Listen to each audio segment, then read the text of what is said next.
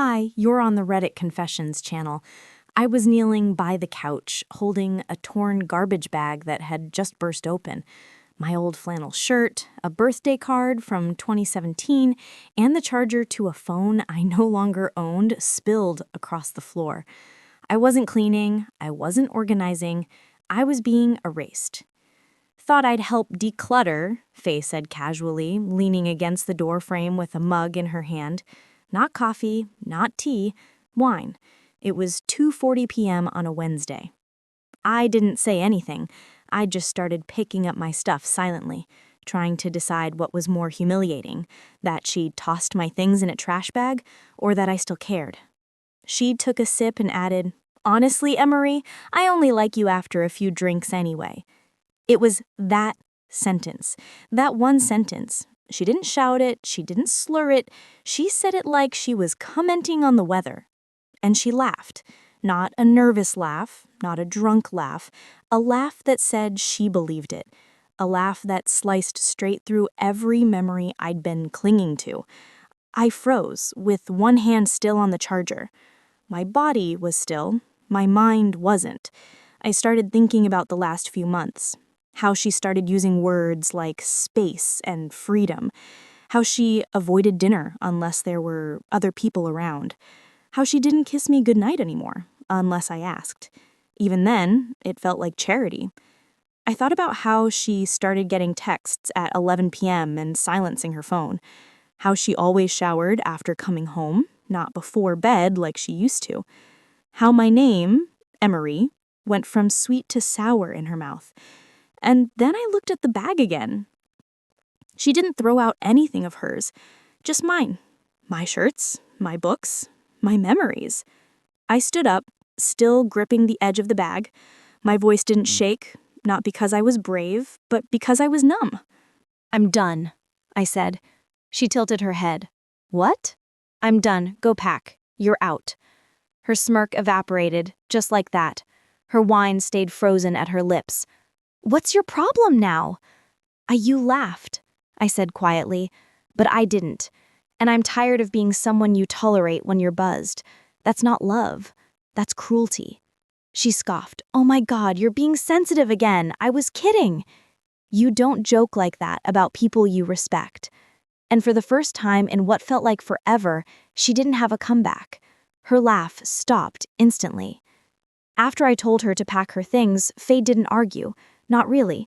She just stared at me like I interrupted a movie she was enjoying and then walked off barefoot, calm, still holding her wine. No tears, no shouting, just a shrug. That shrug was somehow louder than any slap. I slept on the couch that night, not because I was kicked out, but because I didn't want to lie beside someone who could laugh at me in front of strangers and call it a joke. I stared at the ceiling and thought about all the things I'd missed, all the little signs I'd swept under the rug just to keep the peace. The next morning, she was gone. No note, no goodbye, just an empty closet, an open bottle on the counter, and a strange silence in the apartment, the kind that hums in your ears like a warning. I started cleaning. That's what I do when I panic. I fold socks, I organize drawer labels, I clean out dryer lint like it's therapy.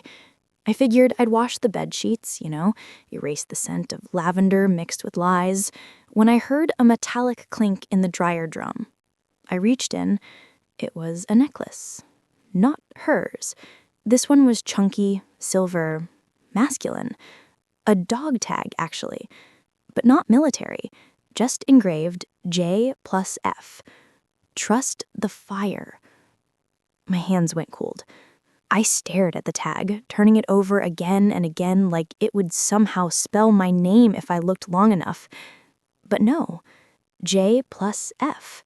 Not E+F, not us. I opened her bottom drawer, the one she always told me not to touch because it was just old stuff. I felt like a thief in my own home, but at that point I was ready to be guilty of anything except being blind. Inside was a folded t-shirt, not mine, a cologne bottle I'd never worn, and a second toothbrush. I sat on the edge of the bed, holding that dog tag, and finally said it out loud to no one. She's been bringing someone here. I wanted to scream. I wanted to break something, but instead I just whispered, "Of course." Like it was a punchline I should have seen coming. Because when someone says they only like you drunk, what they really mean is, you sober? You real? I can't handle that. But someone else could. Someone who left behind his necklace. Someone who was in my bed. Someone who probably laughed with her when I wasn't around. I wasn't just tired. I was humiliated, overlooked, replaced in my own space. So I did what I never thought I'd do. I picked up my phone and called her mother. And that's when the story took a very different turn.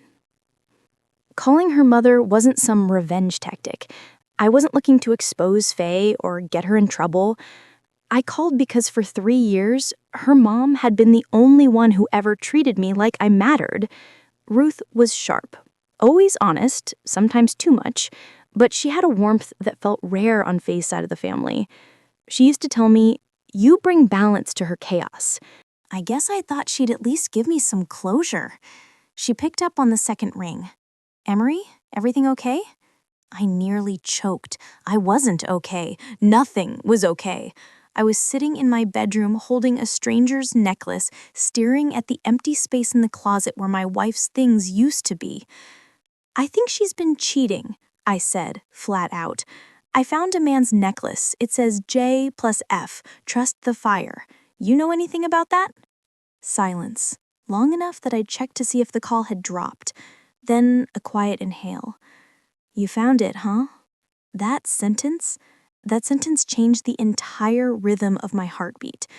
I found it in our dryer, along with a shirt that isn't mine, a toothbrush that isn't mine, and a note she probably thought I'd never read. I hadn't mentioned the note yet, but now I had to.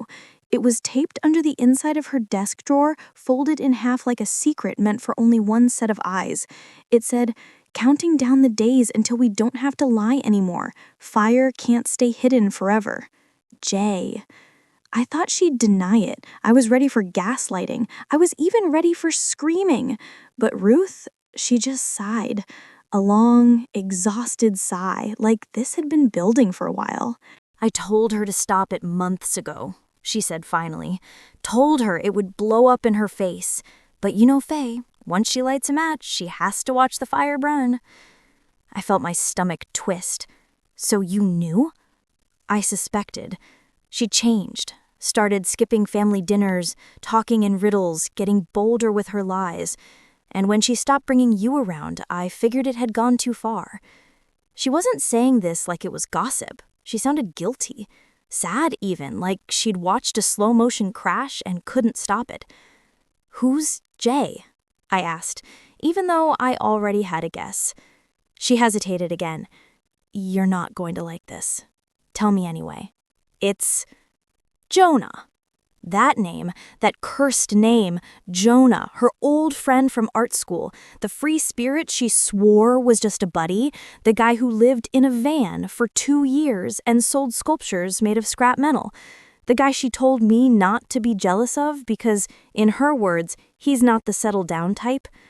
I laughed, but not the funny kind, the kind that cracks in the middle. "Jonah," I repeated. "Of course it's Jonah." And then Ruth said something I'll never forget. She always liked the way he made her feel reckless. You made her feel safe, but she stopped wanting safe a long time ago. I'm sorry, Emery. You didn't deserve this. I ended the call, not because I was angry, but because I realized something. I'd been in love with the version of Faye that didn't exist anymore. The version who wanted stability, loyalty, a future. She had buried that version probably the day she started keeping another man's toothbrush in our bathroom. But I hadn't buried mine. Not yet. I should have stopped digging. I really should have. But when someone lights your whole life on fire, you don't just stand there and warm your hands. You want to know how many matches they used. After that call with Ruth, I didn't sleep. I sat in the kitchen rereading that note from Jonah over and over until the words lost meaning. Trust the fire. What was that supposed to mean? That it was okay to burn me down if they did it together? By sunrise, I was staring at Faye's laptop.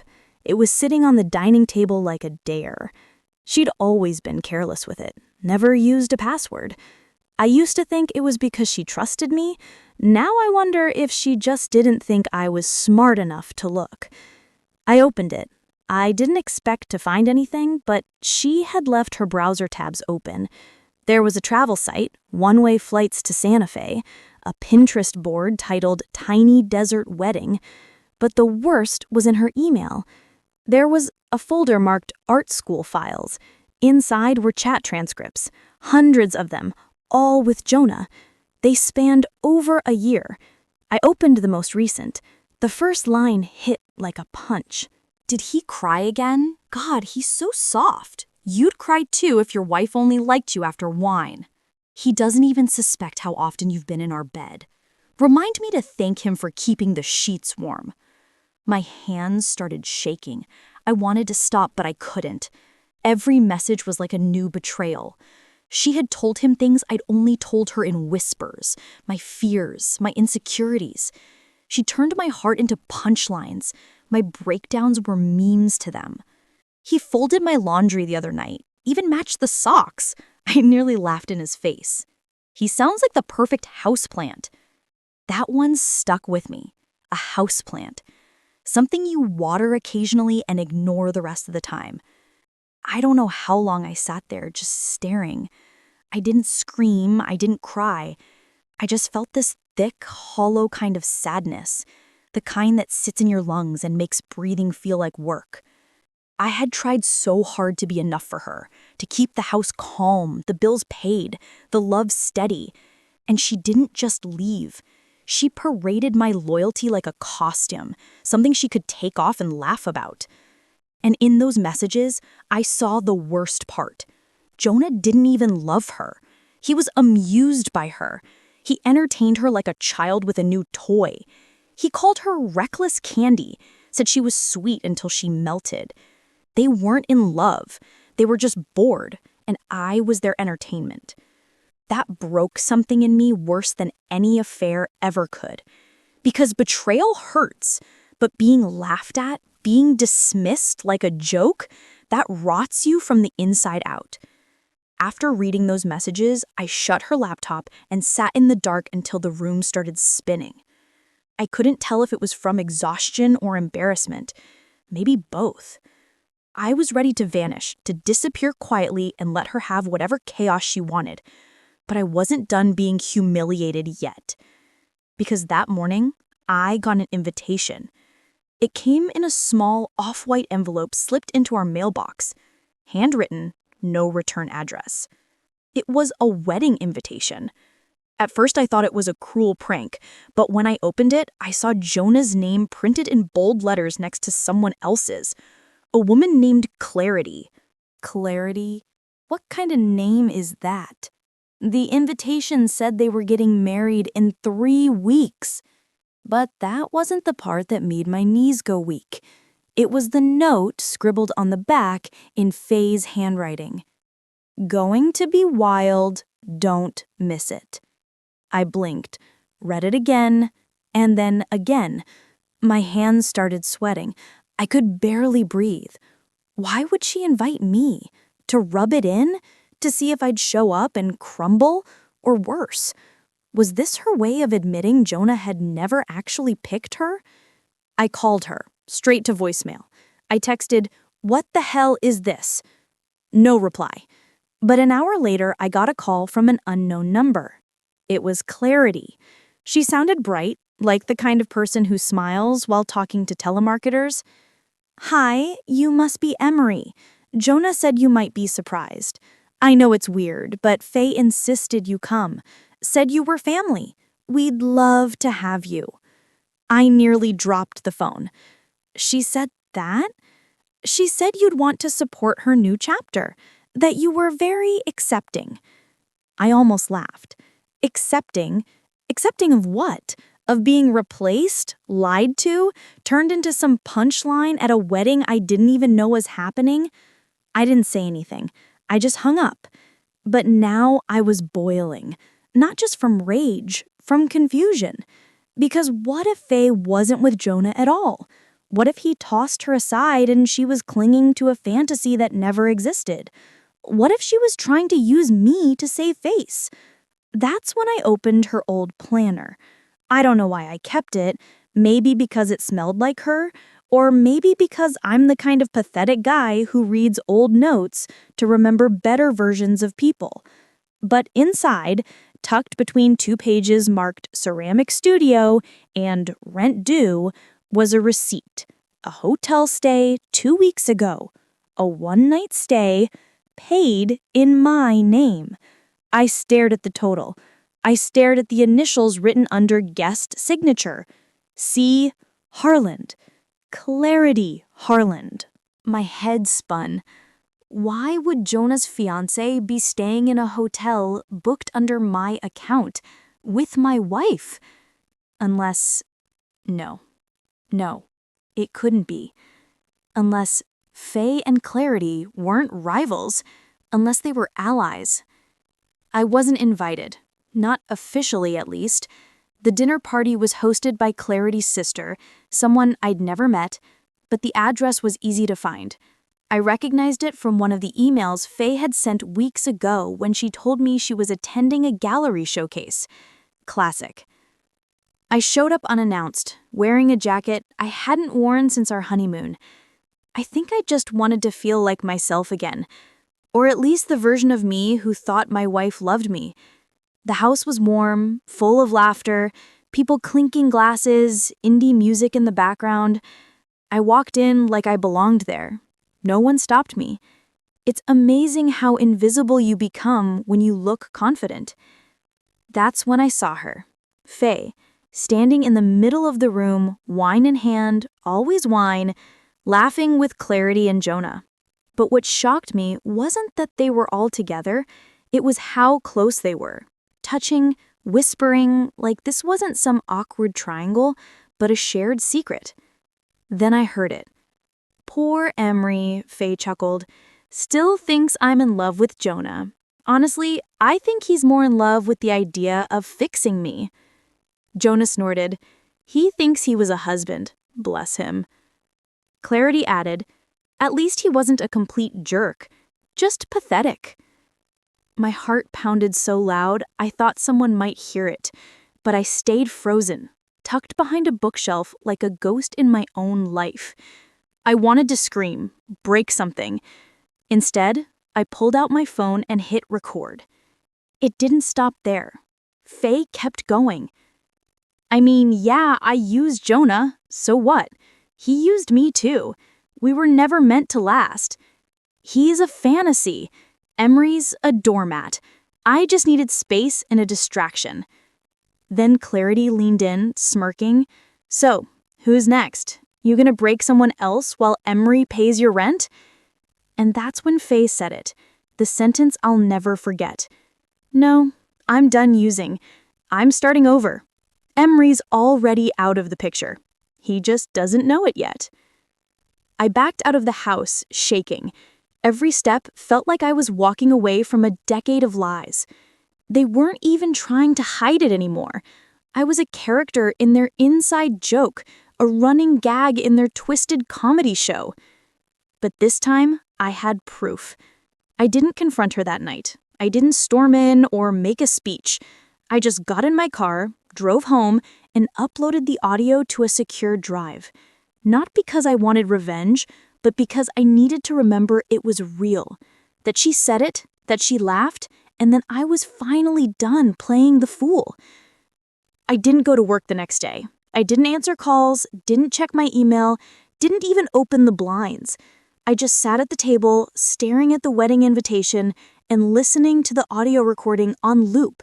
Their voices so light, so casual, cutting me to pieces without even knowing they were carving into someone still breathing. I replayed the words like I was trying to prove to myself I hadn't exaggerated anything, that I wasn't losing my mind, that it really was as bad as it sounded. And it was. I could have sent the recording to Clarity or Jonah's family. I could have gone nuclear. But I didn't want a scandal. I wanted her to feel small. Not because I was cruel, but because I wanted her to look in the mirror and for once see what I saw. Not the glowing goddess she thought she was, but the hollow shell she'd become. So I wrote her a letter. Not a dramatic, rage-filled monologue, just facts. The kind that can't be laughed off over a glass of Chardonnay. I slipped it into a manila envelope along with a printed screenshot of their group chat transcript and a USB drive with the recording. Then I placed it on the dining table, right next to her favorite wine glass. The letter began like this. Faye, you said you only liked me after a few drinks. I believed you. Now I finally understand why. Because sober, I see everything. And drunk, I forgave everything. It had been 4 months since I walked out. 4 months of no contact, no mutual friends, no curious texts, no pathetic, how are you, emails.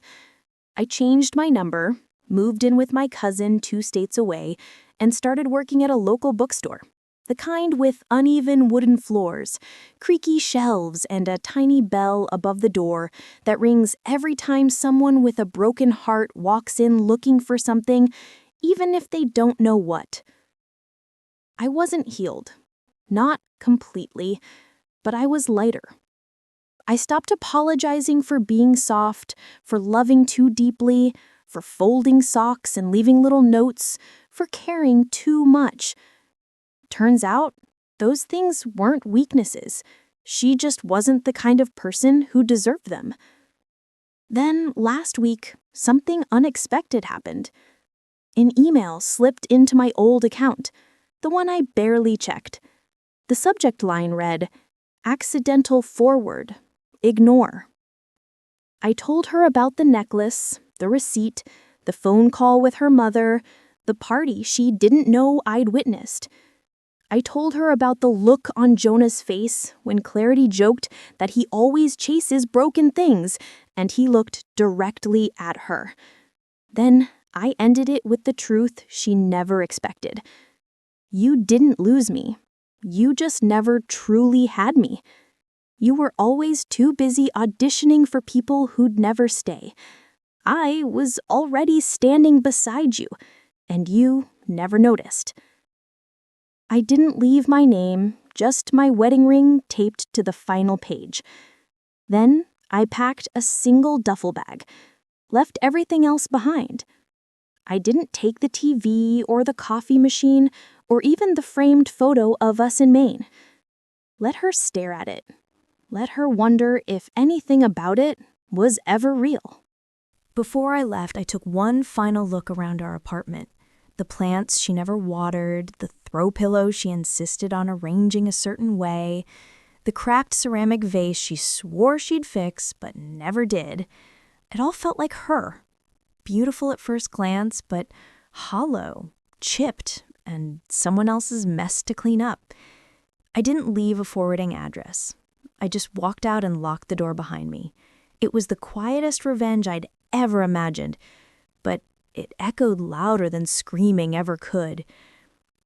But I didn't ignore it. It was from Faye. She had meant to send it to Clarity. Inside was a forwarded message from Jonah, and this time it wasn't romantic, it wasn't mocking, it was brutal. Your chaos, Faye. You set fires just to feel warm. You used me, used Clarity, and worst of all, you used him. Don't call me again. I stared at the screen for a long time, not out of revenge or satisfaction, but with this strange, unfamiliar feeling like closure. She never replied to my letter. She never apologized. But this accidental glimpse into her unraveling told me everything. She didn't win. She didn't float off into the sunset on someone else's arm. She was still running, still burning bridges she didn't know she'd need later. Meanwhile, I had stopped running. I was still whole. Starting over, not out of pain, but out of choice. That night, I reopened the bookstore's little guest journal. People wrote quotes in it sometimes, or thoughts. Without overthinking it, I grabbed a pen and wrote, "Being loved for who you are feels better than being chased for who you pretend to be." I signed it simply, E. I don't know who will read it next, but I hope they do. I hope it finds someone the way peace finally found me. So tell me, what moment in this story hit you the hardest? Was it the necklace in the dryer? The dinner party? The final message? Share your thoughts in the comments. I read every single one. And if you've ever walked away from someone who didn't deserve you, tell us how you rebuilt. Thanks for following Emery's journey only here on Reddit Confessions. Until next time, choose peace.